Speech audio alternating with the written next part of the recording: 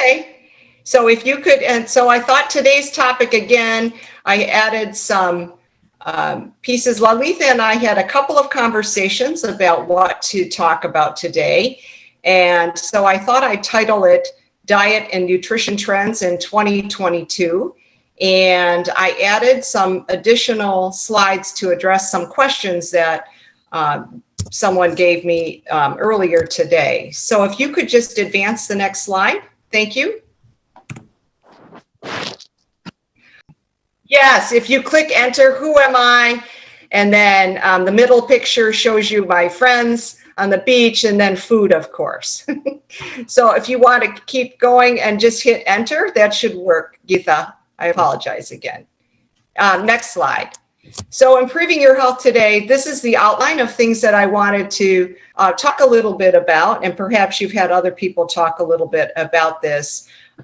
We're going to talk about your intestine or your gut, particularly gut microbiome. I thought it would be interesting to cover some hot topic in our future, and that's something called precision or personalized nutrition. Talk a little bit about food trends, and lastly, some diet trends and other questions to be answered. If you could hit enter. So looking at your gut microbiome, and in particular, hold on one second, my picture's coming out. What you eat influence your bacteria that live in your large intestine? And perhaps we all are certainly aware that what we eat does impact, the bacteria that lives in our gut. Let's see, next slide. Here I have a picture that shows the changes that can happen over someone's lifetime regarding the microbiome, and in particular, what happens when you start in the start of life. Again, a baby is gut when they're born is sterile. In other words, living in the mom's womb, there is nothing, there's no bacteria there. But once the baby's born, the baby gets bacteria from, again, the mom's breast milk, which has, very healthy things.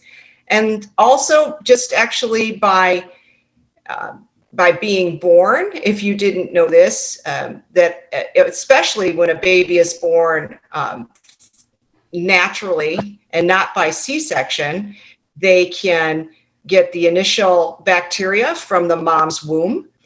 As a child grows, there's an increasing amount of types of bacteria from different things, including food, but also their environment.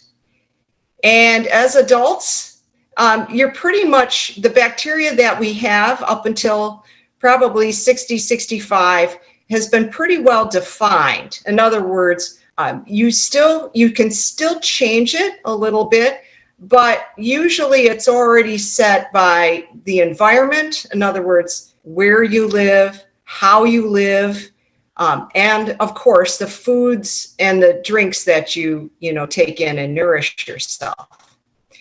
But as we get older, and that's typically at the age of 65 and older, there's been research that shows that the types of bacteria that live in your gut can change. And it's also, again, due to environment, diet, what you drink, but also the use of antibiotics, to treat infection can change your microbiota, or again, the bacteria that live in your gut.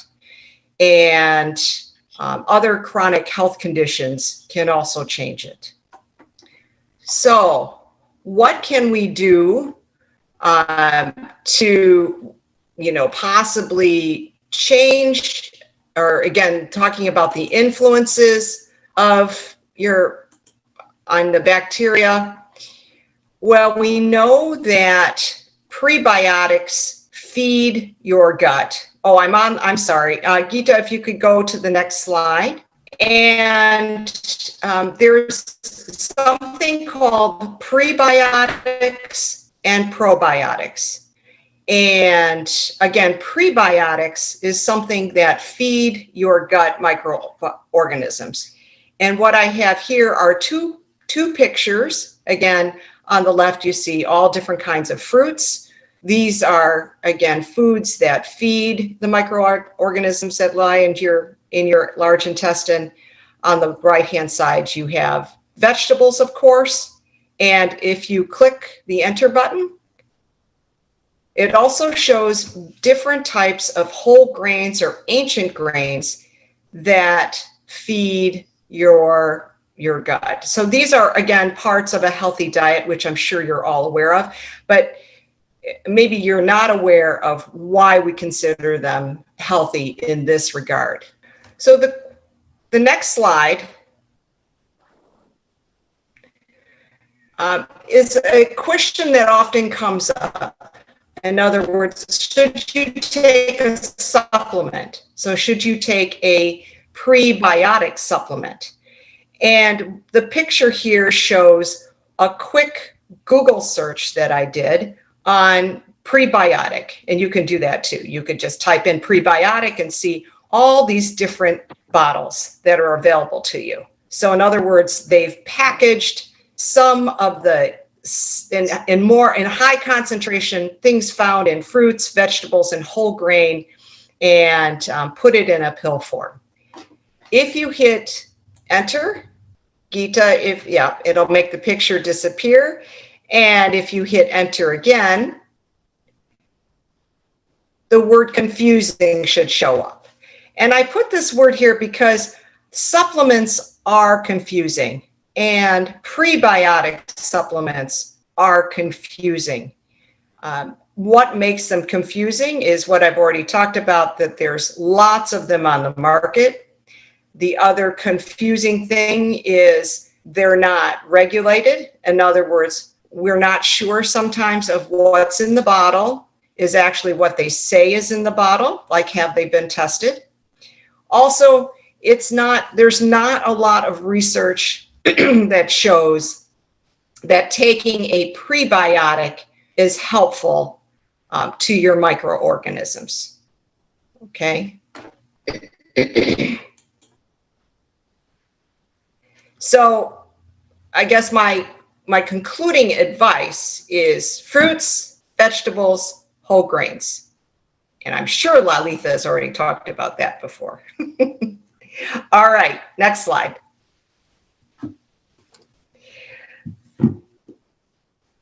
Now, this one talks about probiotics. So again, prebiotics, the word pre talks about what actually feeds the microorganisms in your gut.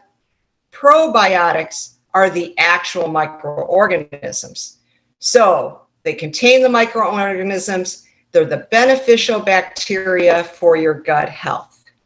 And on this slide, I just wrote the groups of foods that are the most, that contain the most microorganisms. And Geeta, if you could hit enter, that would be great. Here I show a picture of foods that I'm sure you're most familiar with. These are the healthy fermented foods in Indian cuisine. And certainly there are other fermented foods that other cuisines share, such as kimchi, tempeh, kombucha, sauerkraut. In all honesty, I am much more familiar with the other types of fermented foods, and I am just now exploring Indian cuisine because I think we all can learn, and I figured since I was doing this talk, I would look a little bit more towards your own cuisine. So again, these are the foods that contain microorganisms. If you could hit enter, Geeta, that would be great. So should you take a probiotic supplement? And now I sound like a broken record. I did the same thing. I typed in probiotic into Google, and then this is just the start of all the probiotics that are out in the market. The same thing that I said about prebiotic supplements holds for probiotic supplements. So Geetha, if you could hit enter and hit enter again, it is confusing again. And I even asked my daughter, who is studying microbiota or microorganisms, about taking a probiotic supplement. And she highly recommends continuing to eat your fermented foods. And in her point of view, and some of the research shows, yogurt actually has the same kinds of good bacteria that are found in the pills. So we really suggest taking, or eating, rather than supplements. However, I do want to say that there are instances where taking a probiotic supplement can be helpful, but I would definitely consult your doctor and a dietitian before doing something, before really taking this type of supplement. Okay. If you could hit enter, that would be great, Geetha. So the next topic that is very, that you might hear something about, I think you will hear more about it in the future, is something called precision nutrition. And as this picture says, everybody responds to diet and nutrition differently. And we know that there's lots of different things that impact how we respond. So in other words, if one of the best examples in research is if I eat a potato and Geetha eats a potato, my blood sugar would be different than Geetha's blood sugar 3 hours later, because our genetics, our environment, and how we process a potato can have an influence on how we, how that potato acts on our blood sugar. Okay. So in addition, so we know all these things impact our diet and our nutrition. And so we're moving toward trying to make it very personal for each person, instead of trying to make these recommendations and guidelines for everybody, thinking everybody's going to be the same way, or, going to react the same way to these recommendations. So how do we do that? Geetha, if you could hit the next slide. Like I said, how are we going to figure out all this data? And maybe, again, Rao talked that you had lots of other speakers, and perhaps you had a speaker that talked about AI or something. The initials stand for artificial intelligence.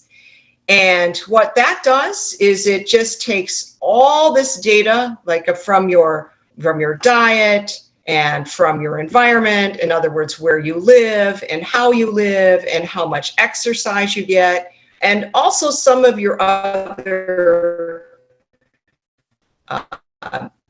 clinical data. In other words, your blood tests for cholesterol and sugar and maybe other conditions, and feeds it into a computer and is able to use that data to then translate that into something that you can do personally. I know it's really an amazing concept, but we are seeing more of this being used. I do want to say before we go on, there's a recent New York Times article that came out last week on artificial intelligence and personalized nutrition through a telephone app.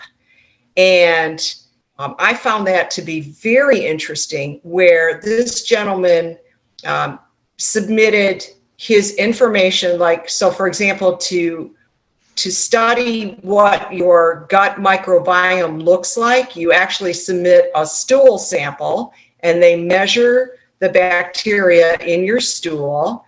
And then this gentleman also submitted his data for his blood sugar because he had type 2 diabetes, and he also had hypertension, he had blood pressure problems, and he was obese, and then he submitted where he lived, and they were able to customize a healthy diet for him using really an application on his telephone.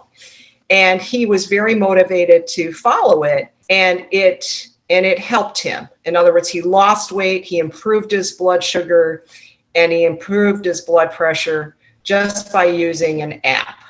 Now, and it was personalized. In other words, they just didn't give him general nutrition advice. They were able to customize it to his own diet and to tell him how he could eat macaroni and cheese and how he could make it more healthy and things like that. So we are very close to that. It's not on the market yet, but they're trying that. The place where we are seeing AI, which is not in food and nutrition, but which is being more established now, is in perhaps in other aspects of healthcare, like reading radiology scans, which is very interesting. So in other words, like reading X-rays and MRIs, and they're looking at how a computer helps the physician, but you still need both, okay? But very interesting applications. So, all right, Geetha, next slide. For fun, I thought I'd just share a little bit of what we think are the food trends in this country for this year. I'm sure you've heard about some of these in the newspaper. You'll still hear more about it. The whole idea of sustainability, going green. I understand in New York City now they charge you if you want to use a plastic bag, but it's very, very much going countrywide that we're going to, force people to use reusable shopping bags, reusable storage bags, believe it or not. Composting, which has a food and diet application. They're trying to make food composting more accessible for people, easier to use. You're seeing more plant-based products. So not just eating regular, salads and other vegetables, but obviously turning those vegetables into something else that more people in this country would eat. For example, we've had plant-based hamburgers on the market for years for people that still want to eat hamburgers. Now you're seeing plant-based chicken that's coming on the market, believe it or not. Plant-based fish. I find that amazing too. So other plants being used.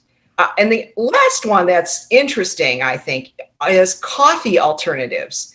And the reason why we're looking at coffee alternatives is because of the pandemic and climate change.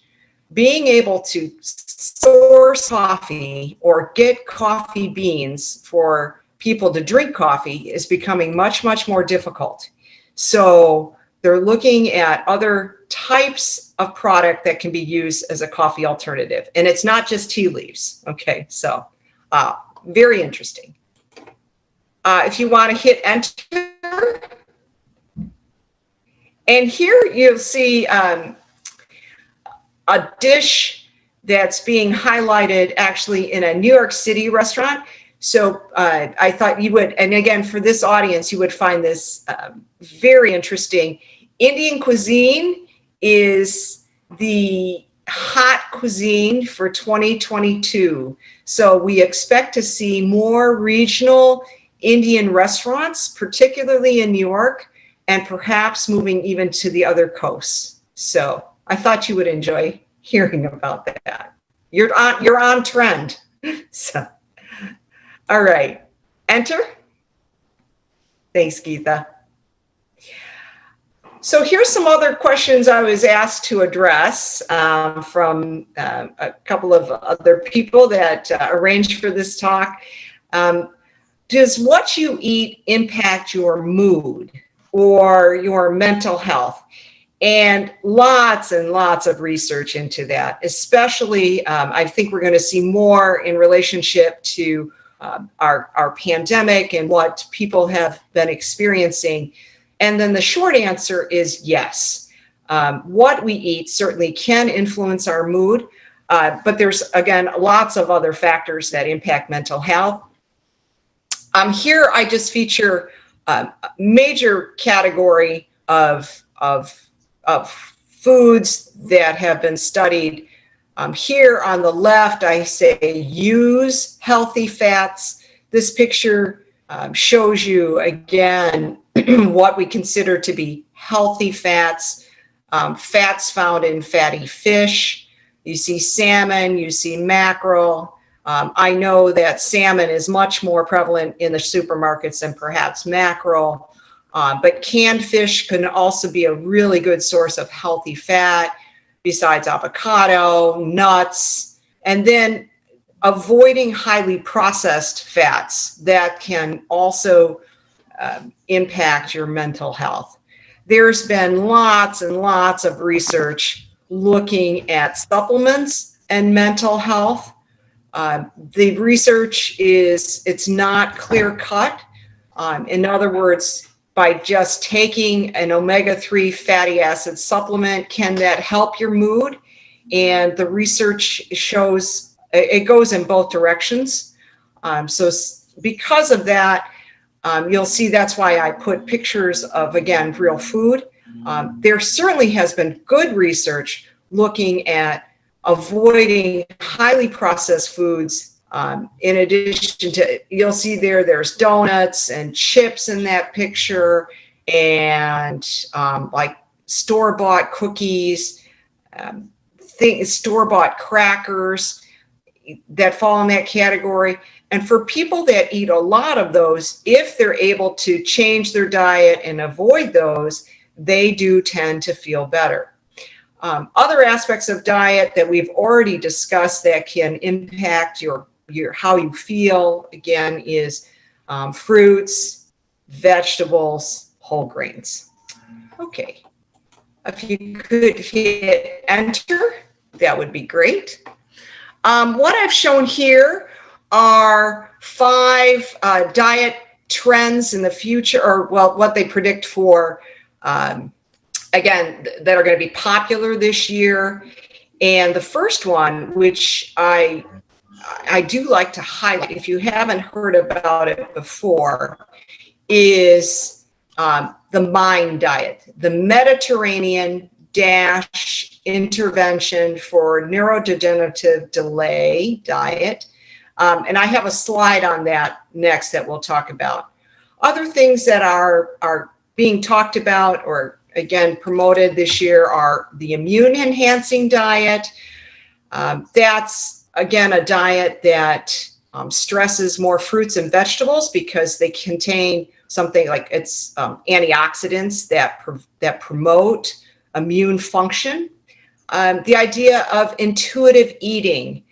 If you've not heard of that type of a diet, it's I will tell you it's very popular in certainly in my former students over the last 5 years, trying to practice this and also promote it in our clients, where you're listening to your own body cues for when you're hungry and when you're full, and trying to take your mind off of these other ideas about diet that have not worked very well in the past. In other words, again, trying to promote more healthy eating, but again, intuitive eating is trying to be more mindful of cues of hunger and fullness. Keto. The keto diet is very popular. It's an offshoot of the Atkins diet. It's one where it's very heavy in proteins, fats, and then watching how much complex carbohydrates and other carbohydrates that you eat. It's certainly a diet that's not for everyone, but again, this is still a trend in this country. And lastly, I mentioned intermittent fasting. Intermittent fasting means you go for periods without eating, and then of course, times when you do eat. The fast can be anywhere from 12 to 24 hours. That's been studied. There is good literature to support weight loss and better metabolic health with some form of intermittent fasting. However, the research is out. It's unclear in terms of the length of time that you need to fast to make these, to have this improve your health. So there are people that do, anywhere from 12 to 24 hours of fasting. But again, if you are thinking about doing something like this, you need to, again, talk to your doctor before trying this on your own, okay? We can hit enter. Oh, God, win some money, win some money. I put this picture up because it talks about the Mind diet again. And there's certainly diet aspects that we've talked about already that are part of this for, again, mental health and incorporating parts of the Mediterranean diet. Here, these are the 8 top foods to eat for your brain. And those would be, if you want to take a minute to look at the picture. I don't think I need to read that to you.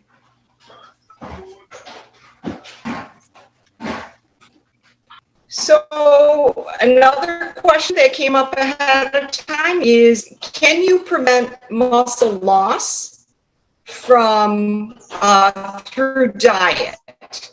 And this has been a topic for a number of years.